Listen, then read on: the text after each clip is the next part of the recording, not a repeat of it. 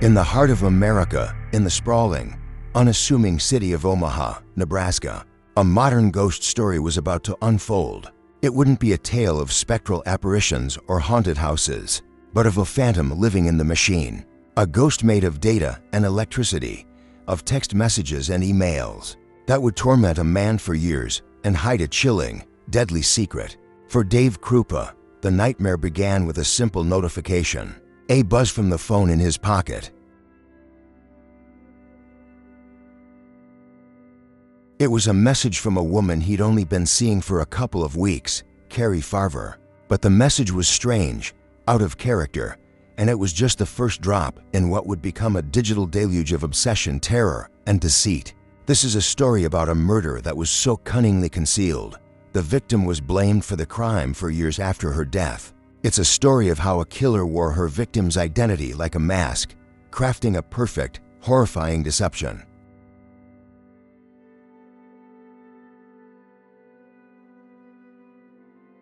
If you want to hear more true crime stories, don't forget to hit the subscribe button and turn on notifications. To understand the tragedy of Carrie Farver's end, you must first understand the life she lived.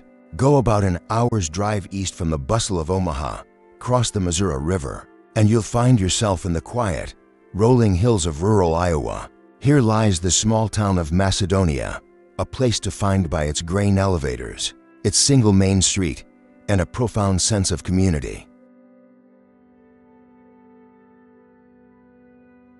It was here, surrounded by the vast, open skies and the scent of cornfields baking in the summer sun, that Carrie Lee Farver built her world. She was a woman grounded in the rhythms of this small-town life, a dedicated, fiercely loving single mother to her teenage son, Max. Her life wasn't one of grand ambitions, but of profound, everyday purpose. She was a computer programmer, a job that spoke to her sharp, logical mind. But her true focus was always Max. Their home was filled with the easy comfort of a deep bond, the sound of video games from Max's room, the smell of dinner cooking on the stove, the shared jokes and knowing glances. Carrie was the kind of mother who knew not just her son's friends, but their parents, their schedules, their stories. She was a constant, steady presence in a world that can feel anything but. Her friends and family knew her as the reliable one, the one you could call at 3 in the morning without a second thought.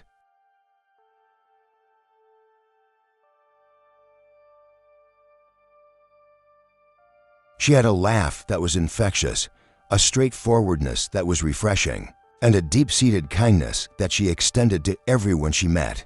In 2012, at 37 years old, with Max growing more independent, Carrie was cautiously stepping into a new phase of her own life, dipping a toe back into the world of dating, looking not for a whirlwind romance, but for a simple, honest connection.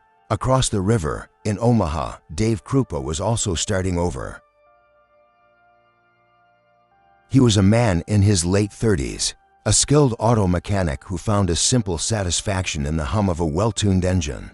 The air in his shop was a familiar cocktail of gasoline, oil, and worn metal, a scent that, for him, meant purpose and stability. He had recently ended a long-term relationship with the mother of his 2 children, Amy, and had moved to Omaha to be closer to them. He wasn't looking for anything serious. Life had taught him to be cautious with his heart.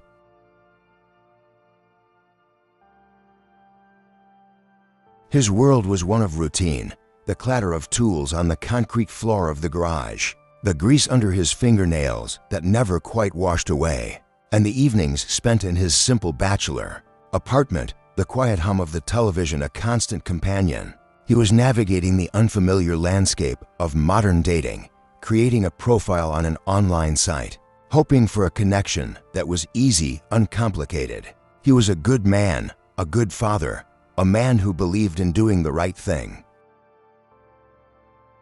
He had no idea that his search for a casual connection was about to place him at the epicenter of a dark and twisted obsession.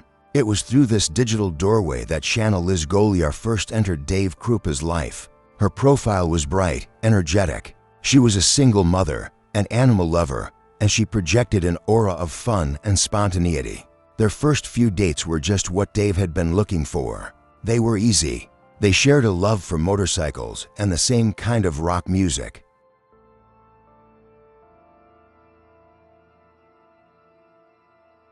The conversation flowed without effort. Liz seemed to understand his desire to keep things casual. She had her own life, her own kids, and she never seemed demanding or clingy. Dave's apartment began to feel a little less empty. He and Liz would share takeout on the couch, watch movies, and talk for hours. It was a comfortable arrangement, a soft place to land in the uncertain world of being newly single. There were no red flags, no warning signs, nothing to suggest the terrifying darkness that lurked just beneath her smiling, easygoing surface. For Dave, Liz Goliar was simply a nice woman he was casually seeing. He could never have imagined the possessive, all-consuming jealousy that was quietly taking root in her mind.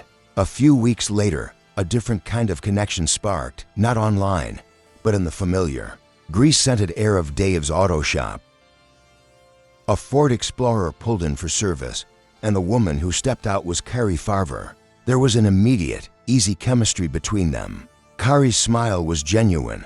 Her eyes sparkled with intelligence and a hint of wry humor. They talked and laughed as Dave worked on her car, the professional barrier quickly dissolving into a comfortable, flirty rapport. He found her incredibly attractive, not just for looks, but for the confident, down-to-earth way she carried herself. When he later saw her profile on the same dating site he used, it felt like fate. He reached out, and she responded immediately. Their first date was even better than their first meeting. The connection was real, palpable. Carrie was direct, honest about what she wanted. Like Dave, she wasn't looking for a marriage proposal. She wanted companionship, fun, and honesty. As she sat across from him, her voice a warm and steady presence, Dave felt a sense of relief, a feeling that he'd hit the jackpot. This was it. This was the uncomplicated connection he'd been hoping for. On the night of November 12, 2012, Carrie Farver drove her Ford Explorer from her quiet life in Macedonia to Dave Krupa's apartment in Omaha. The air was crisp with the chill of late autumn. Inside, the apartment was warm, a small haven from the world. They talked, they laughed, and the easy chemistry they shared deepened into something more intimate. It felt natural, unforced. For the first time in a long while, Dave felt a sense of genuine, uncomplicated happiness. But as the night wore on, the quiet peace was shattered by a knock at the door. It was Liz Goliar. She was unannounced, claiming she needed to pick up some of her things. The air in the small apartment suddenly turned thick and cold. An awkward, tense silence fell as Dave tried to explain the situation. Carrie, sensing the sudden shift, decided to leave.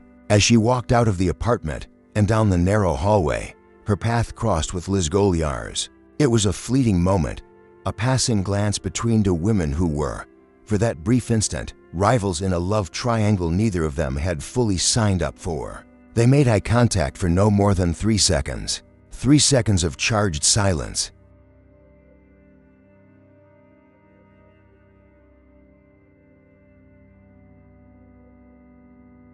There were no words exchanged, just a silent acknowledgement of an uncomfortable truth. Then, Carrie was gone, her footsteps fading down the stairs, leaving behind a lingering tension that neither Dave nor Liz could have possibly understood the true, terrifying meaning of. The next morning, November 13th, felt normal. The lingering awkwardness from the night before seemed to have dissipated with the morning light. Carrie had stayed the night.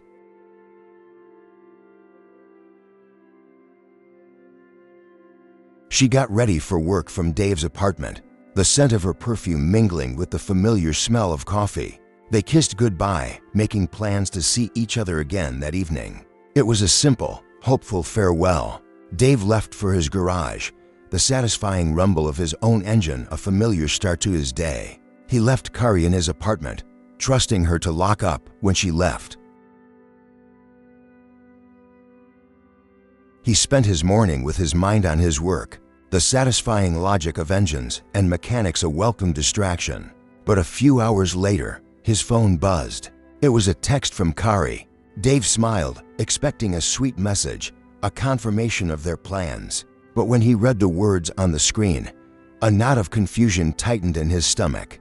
The message was jarring, completely out of the blue. "I think we should move in together," it read. Dave was stunned. It made no sense. They had only been on a few dates. They had both explicitly agreed to keep things casual. He texted back, gently reminding her of their conversation, trying to clear up what had to be a misunderstanding. The response came almost immediately. It was angry, accusatory. "Fine. I don't ever want to see you again. Go away." And then another and another. "I hate you. You've ruined my life."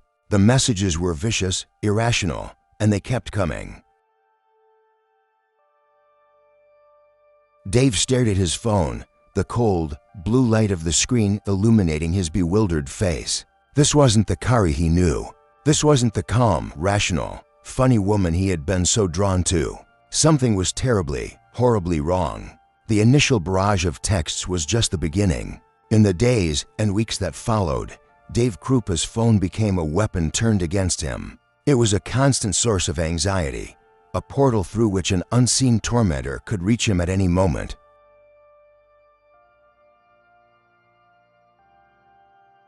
The messages came from Kari Farver's number, but the voice behind them was a venomous stranger. There were dozens, then hundreds, then thousands of texts and emails. They ranged from declarations of love to vicious insults and terrifying threats. "I will destroy you," one message read. Another said, "I am watching you." The ghost in the machine knew his schedule. It knew when he was at work, when he was home, and, most chillingly, it knew when he was with Liz Goliar. The messages would often reference Liz, calling her a whore and threatening her with violence. Dave was living in a state of constant, heightened alert. Every ping from his phone sent a jolt of adrenaline through him. He started to see shadows in his peripheral vision, to check the locks on his doors and windows obsessively. He felt like he was being hunted. He went to the police, showed them the messages, but with no physical threat, and the messages coming from Kari's known number. There was little they could do. He was trapped in a digital nightmare, haunted by a woman he barely knew, who had seemingly transformed overnight into a relentless, terrifying stalker. While Dave was being inundated with digital hate, a different kind of nightmare was unfolding for Nancy Rainey, Kari's mother, back in Macedonia. A few days after Kari's last visit to Omaha, Nancy received a text from her daughter's phone. It was short, dismissive. Kari said she was quitting her job and moving to Kansas for a new opportunity. She said she'd be in touch later to arrange for Max to join her. The message felt cold, impersonal, and deeply wrong. Nancy's heart clenched with a mother's intuition, a primal sense of dread that settled deep in her bones. This wasn't her daughter. Kari would never, ever leave her son.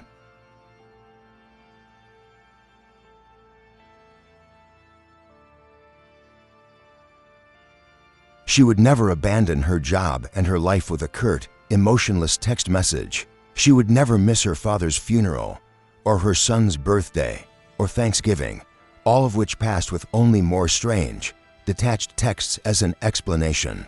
Nancy called Kari's phone again and again, but it always went straight to voicemail. She sent frantic texts, pleading for her daughter to call her, to just let her hear her voice.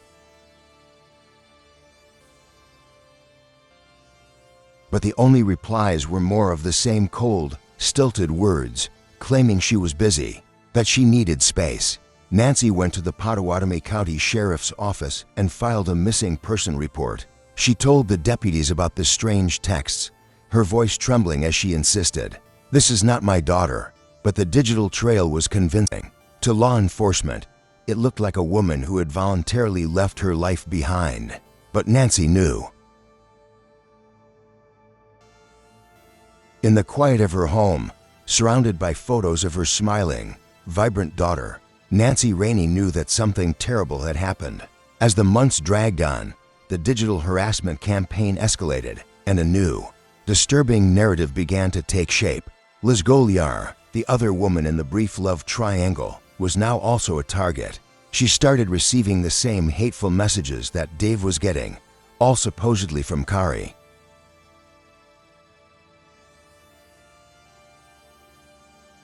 She would show them to Dave, her eyes wide with fear, positioning herself as a fellow victim, a woman terrorized by a jealous rival. This shared trauma brought them closer. Dave felt a sense of responsibility, of guilt. He felt he had brought this chaos into Liz's life. He wanted to protect her, but the attacks on Liz weren't just digital. Her car was keyed. Her garage was vandalized with spray-painted slurs. And then came the fire. In August 2013, Liz Goliar's house burned to the ground.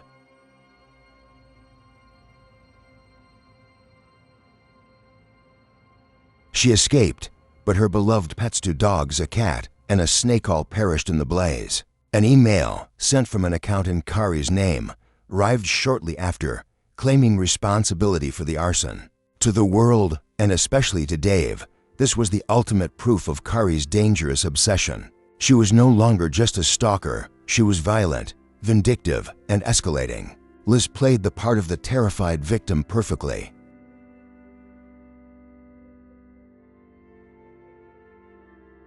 She leaned on Dave for support, her apparent suffering only cementing her innocence in his mind. She was the real victim, he thought.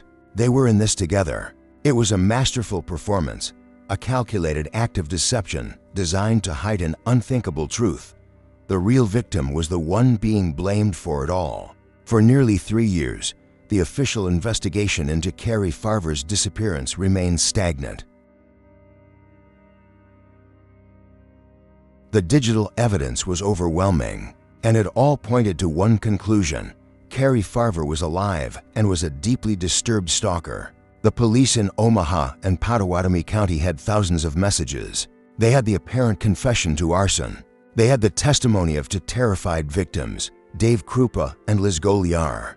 The case seemed, if not closed, then at least explained. Kari's car was eventually found in January 2013, parked in a lot not far from Dave's apartment. A search of the vehicle yielded very little. A single, unidentified fingerprint on a mint container was collected, but with no body and no physical evidence of a crime. It was just another dead end. Kari Farver became a ghost in the system, a missing person who wasn't really missing.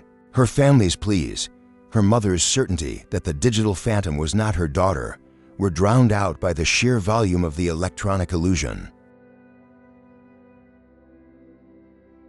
The investigation was lost in a digital fog, a complex web of lies so meticulously crafted that it had completely obscured the horrifying truth of what had really happened on November 13, 2012.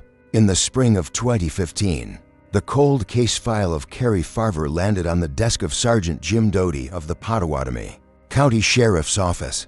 He, along with Deputy Ryan Avis, decided to take a fresh look at the puzzle. Something about the case just didn't sit right. It was too neat, yet too bizarre.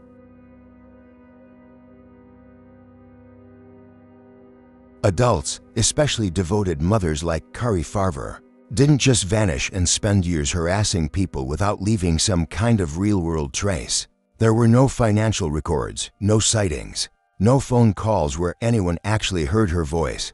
There was only the endless stream of digital messages. Doty and Avis made a crucial decision. They would split the investigation into 2 parallel tracks. Avis would work under the assumption that Kari was still alive, hunting for any proof of life, any tangible evidence that she was out there somewhere. Doty would pursue the darker path. He would work the case as if Kari Farver had been murdered on the day she disappeared. It was this dual approach that would ultimately crack the case wide open. They began to re-examine every piece of evidence, every interview, every digital breadcrumb. And as they did, they started to notice a recurring and suspicious name in almost every report: Liz Goliar. She was always at the center of the drama, always the victim. always the one with new evidence of Kari's harassment. To the seasoned detectives, it started to feel less like a coincidence and more like a carefully orchestrated performance. Doty and Avis knew that the key to unlocking this case lay buried in the mountain of digital data.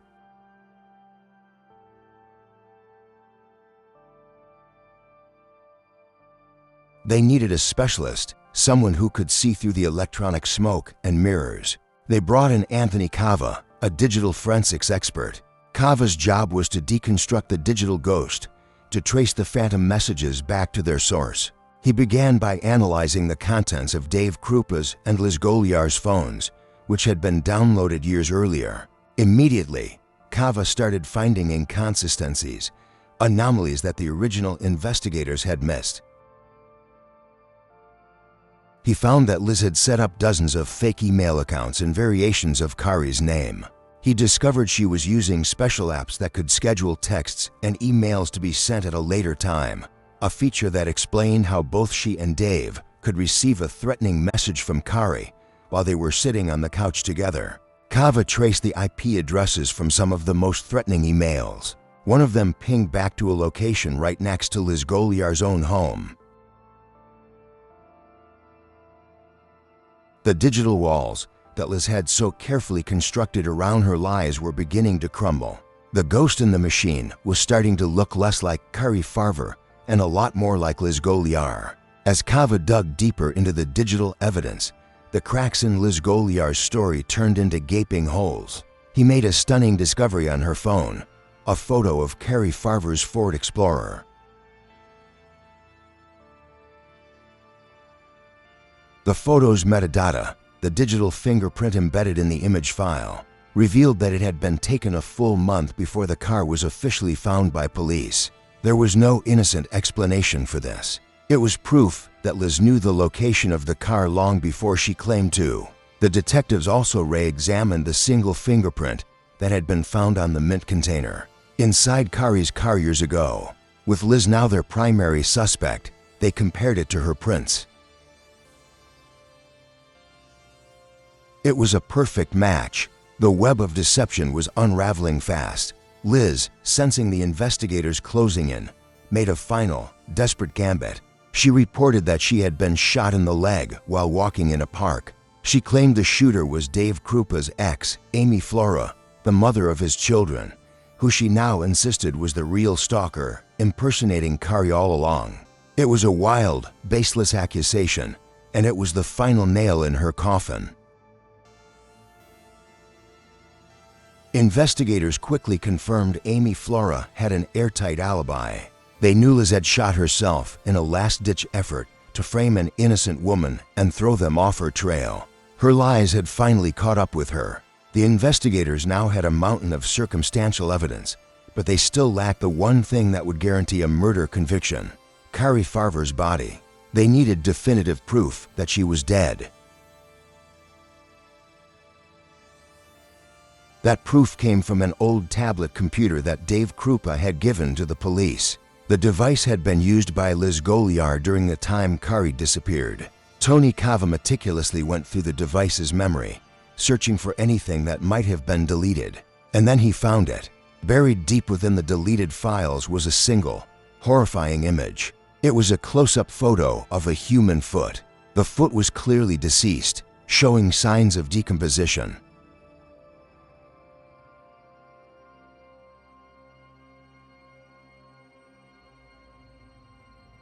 And on the top of the foot was a distinctive tattoo, a Chinese symbol. The detectives immediately contacted Nancy Rainey and asked her a question they already knew the answer to.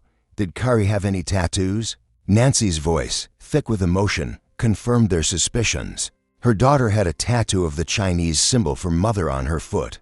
It was the smoking gun. It was the grisly, heartbreaking proof that Kari Farver was not a stalker, but a victim of a brutal murder.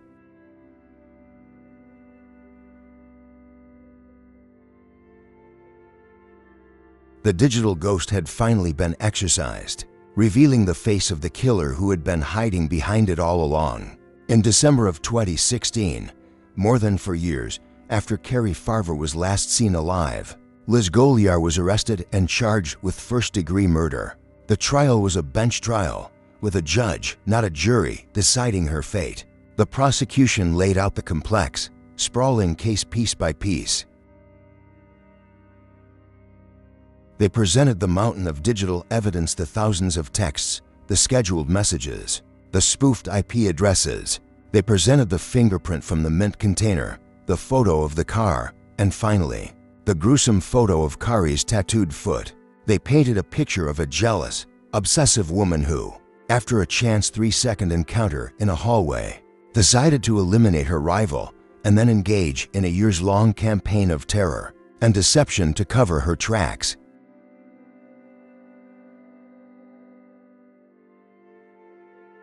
Liz Goliar maintained her innocence, her defense arguing that without a body or a murder weapon, there was no proof of a murder. But the digital evidence was too overwhelming, the lies too numerous.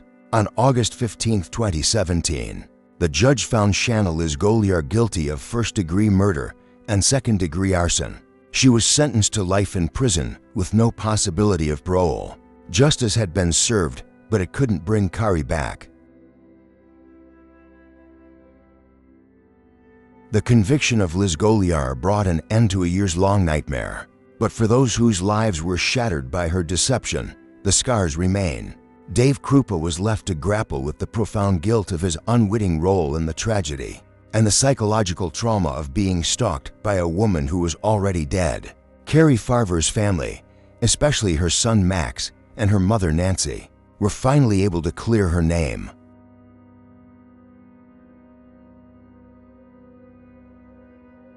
The world now knew the truth.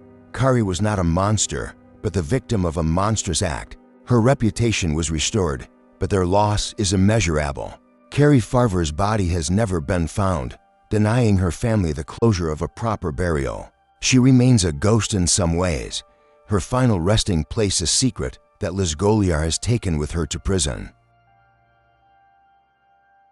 The case stands as a chilling testament to the dark side of modern connection. A reminder that behind the screens and profiles, real and sometimes deadly, human emotions are at play. It is a story not just of a crime, but of a stolen identity, a mother's love, and a digital deception so perfect, it almost allowed a killer to get away with murder.